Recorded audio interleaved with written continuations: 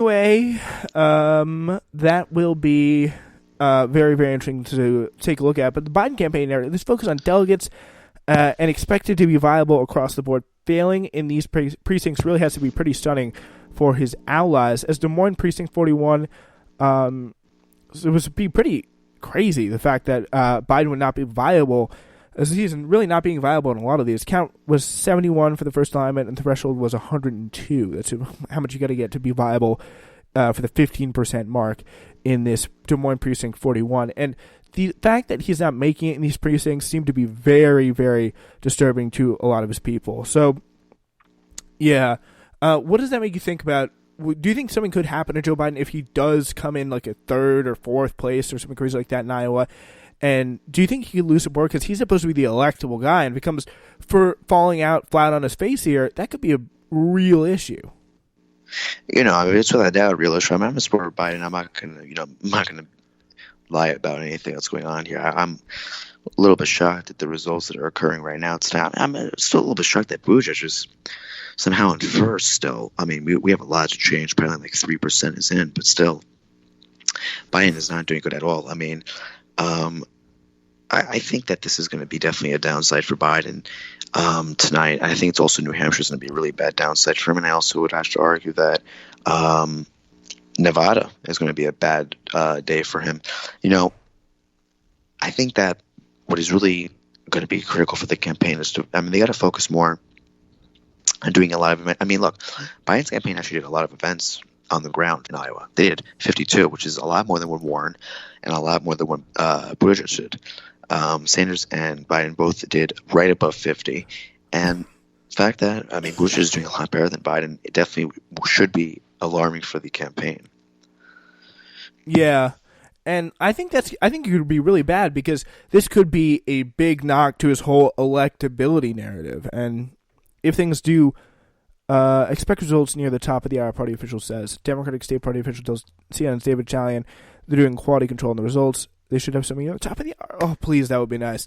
Interestingly enough, Joe Biden's campaign has opened the doors at Caucus Night Party at the Olmsted Center in Drake University. As the attendees filed in, the campaign turned all the TVs to CNN and then raised the volume just as Jeff Zeleny reported the former vice president was not going to be viable at his own caucus site at the Drake Fieldhouse, the same campus where Biden's event is going to be taking place. So, yeah, these are, again, several dozen attendees on at this point. So, yeah, not the best look for Biden here. It's going to be interesting to see if these results change. Personally, I think Biden failing would be absolutely amazing for Bernie Sanders. Incredibly, incredibly beneficial. What's your reaction about that? I think there's no way it will be a huge hit to his electability. Yeah, I definitely do think it's going to be a hit. Buttigieg right now is doing pretty good though, Spencer. We have to realize that. Yeah, that's the alarming thing. Do you think he could become a threat in some way to Bernie Sanders? Definitely. The progressive wing. But I don't know. Oh, no. I don't know about a threat to Bernie. I thought you were going to say Biden. Definitely to Biden, but I don't know about Sanders. Oh, Buttigieg could become a threat to Biden. Yeah, because the funny thing is that they talk about, they want to stop Sanders, but they're all in at once, and no one's going to stop Sanders because that just splits up the moderate vote completely. Yeah. There are more moderates in the race, I think, than there are progressives. Yeah, definitely. Yeah, and that's not helping anybody. Anyway, Let's play a clip here from Grinnell again, where the Bernie Sanders support is coming out strong. Let's take a listen. Because a short while ago, I spoke to one of the Biden supporters before they got pushed out of here, and they said the same thing. Now, the largest group, other than the one we're seeing right now, and this was all supposed to be Biden here, it has all been washed away by Sanders support, and you can see they're out of room again. Wow, look at that. Down here, this is all the Warren supporters. And let me ask Colleen here. Colleen, same question to you. Sure. If Elizabeth Warren is not the candidate, will you vote for anybody else in this room next fall? Absolutely. I would happily vote for anyone else in this room. We have a bigger job to concentrate on. Yeah, so look at that. In Grinnell, at least, where this guy is, he has. It appears that Joe has been washed out by Bernie Sanders supporters, completely taking over their section of the bleachers, which is insane. It really is insane. So it'll be interesting to see these results. I don't think we really have had any real results in yet. No, it's not really driving. As we approach the top of much. the hour, Buttigieg still has a bit of a lead, 886 votes. So this is nothing. As we get to the state delegate equivalents, as the party officials say they're doing quality control. Lord knows what quality control really means and what that is. As a Bernie Sanders supporter, I can never really be quite comfortable, but I don't know. Do you think I'm being irrational here? Do you think they try something like that? Like, I don't know.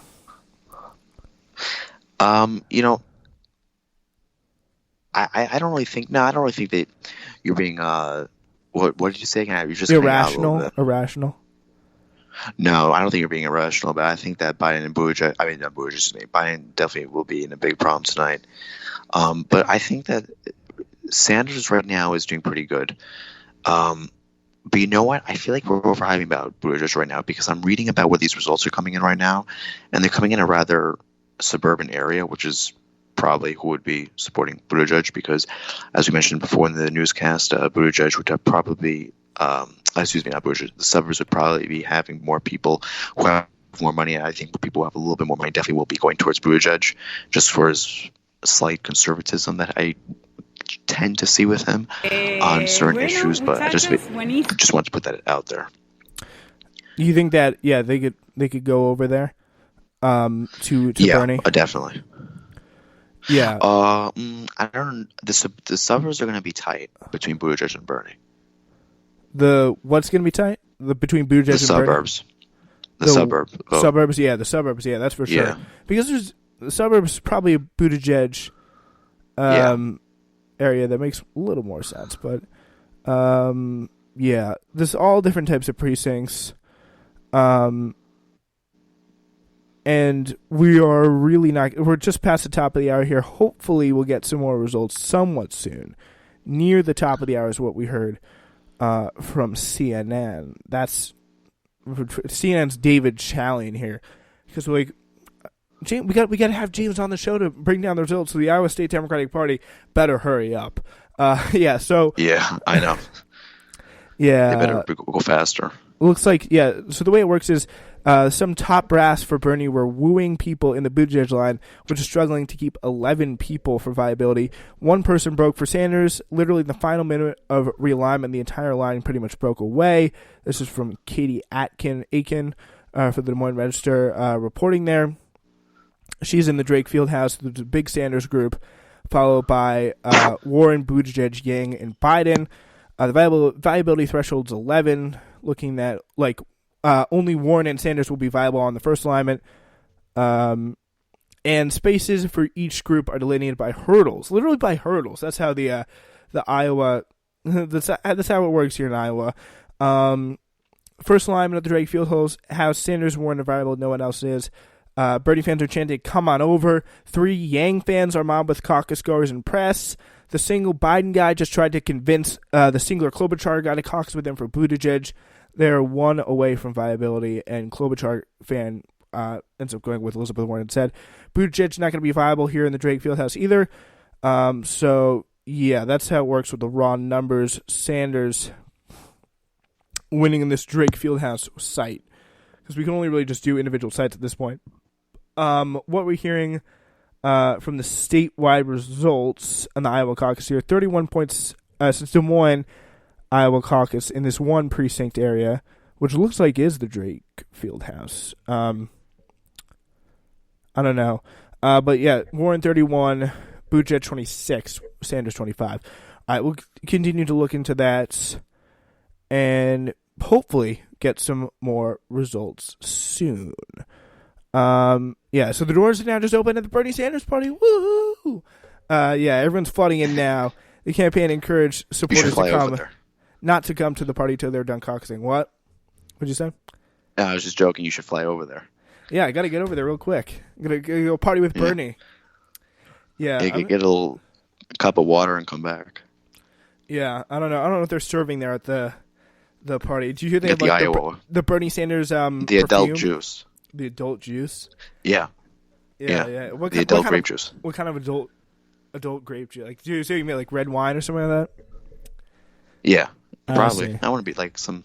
Yeah, that'd be hors nice. A d'oeuvres. nice toast to victory. Nina Turner giving a nice speech. Oh yeah, I will say she's a really good. Really good. Oh my. Yeah, gosh, she's right? really good at speeches. Yeah, she's like really fire. And Yeah, Sanders is that a is- close second for me. I mean, like it's a tie between Sanders and Klobuchar for my second pick. Why? 'Cause I That's actually don't it's not a dislike- very common thing either, because like they're both pretty on the opposite sides of the lane here. Yeah, the thing that got me with Klobuchar a little bit, I do think that she genuinely wants to help out. And also, the thing I do like about Klobuchar over someone like Buttigieg, because everyone always asks me, like, why Klobuchar, not Buttigieg? Like, Buttigieg has a better chance of winning. Well, I don't like people who are being caught in wine caves, okay? And I think Buttigieg is a little bit not very trustworthy. I think that he isn't really the best candidate against Trump. I mean, we see with polls he's not really doing good against Trump, and I don't really think he would be. I think he would be too weak. I mean, he's young.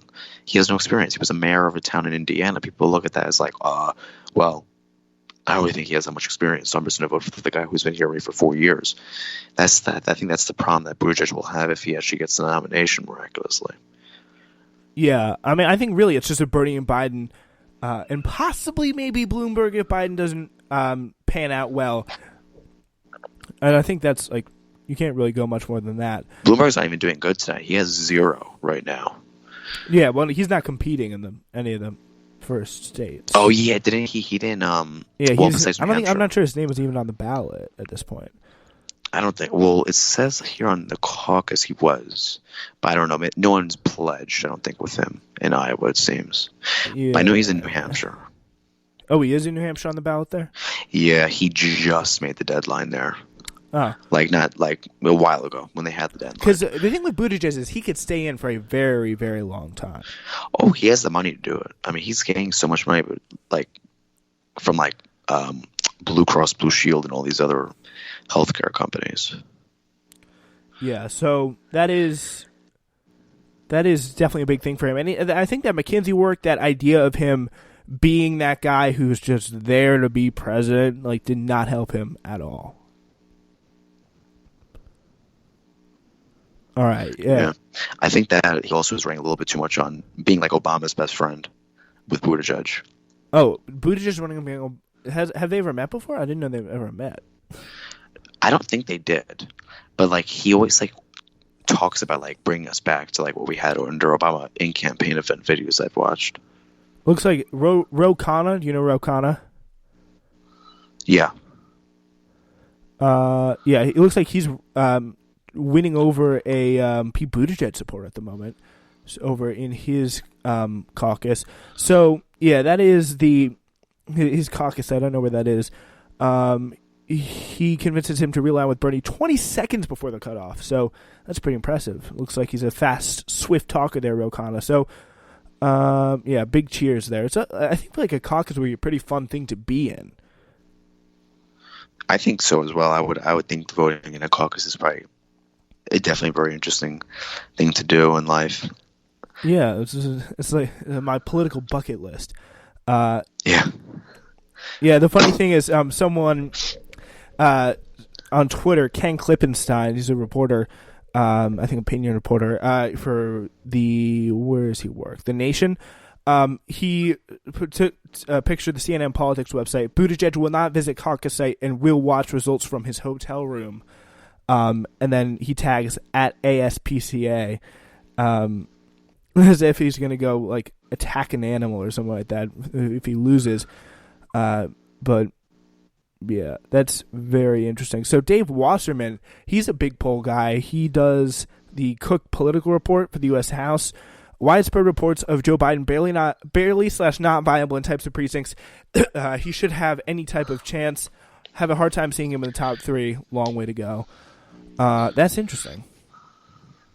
I think like if this could be a really big blow to his campaign, because that electability firewall how is that going to be a big, like, how's that going to be